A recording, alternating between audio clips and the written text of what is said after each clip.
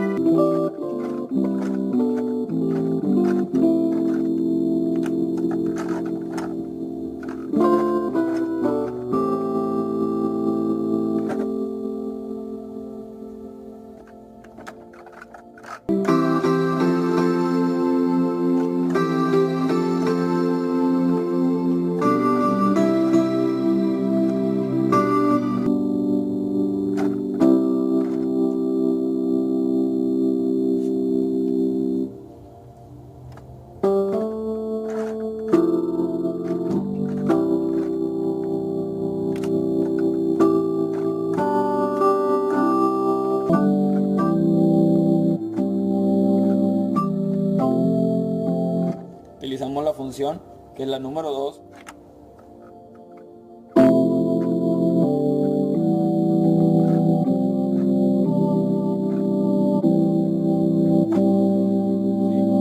Presionamos fuerte y se sigue escuchando suave.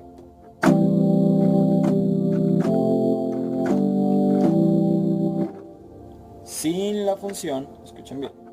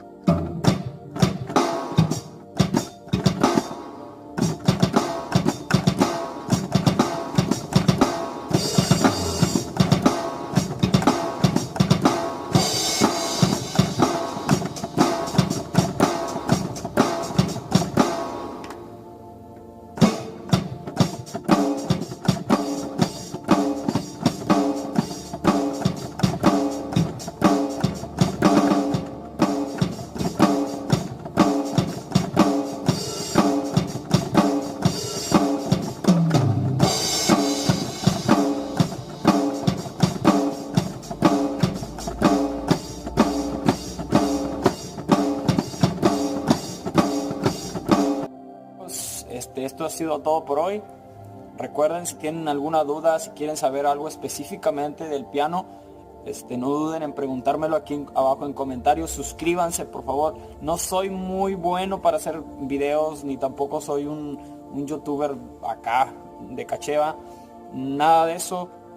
Todo lo hago porque me han preguntado varios amigos qué es lo que trae este Yamaha, qué sonidos tiene, cómo puedo guardar sonidos, y todas esas cositas. Se las voy a estar mostrando poco a poco para que vayan conociendo este piano, ¿sale? Dios los bendiga, que sea de grande bendición este video y nos vemos hasta pronto.